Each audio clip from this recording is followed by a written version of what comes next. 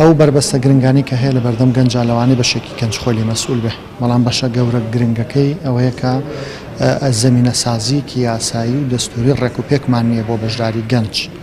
دومیش نەبوونی ئەو مؤسساتە دەستوریانەی کە لە وڵاتانی پێشکەوتووە هەن لەوانەیە لای خۆمان نەبێ یا بە شێوەیەکی کەمتر یا شەرعیەتیان لە جێگەی پرسیارا بێ، بۆیە ناتوانین بڵێن ڕەهەندی ئەوەی کە گەنج بەتەنها خۆی مەسئولە. خاڵێکی تر لەوانەیە کە لامە گرنگە بەڕاستی من وایە بینم ئەوەیە کە گەنجیش خۆی حرەکەتێکی زۆر باش و گرنگی نییە لە بەشداریکردنا، یاخود بەداخەوە ئەوانەی کە هەندێک بینیومان تەجربەیان پیشانداون لە تەجربەکە سەرکەوتوو نەبوون. هەموو کۆنفرانسێک بەلاغی کۆتایی هەیە بدرێتە دەسەڵاتداران و بدرێتە دەستگا ڕسمیەکانی کوردستان، هەر سێ دەستگای سەرۆکایەتی هەرێم کە ئێستا تقریبا نەماوە، بەڵام سەرۆکایەتی پەرلەمان و هەروەها سەرۆکایەتی ئەنجومەنی وەزیرانیش کە بەجددی کار لەسەر ئەمانە بکرێ، ئەم پانێڵانە بەردەوام بکرێن و هەروەها دەرەنجامی هەبێ، دەرەنجامی واقعی و عەمەلی هەبێ.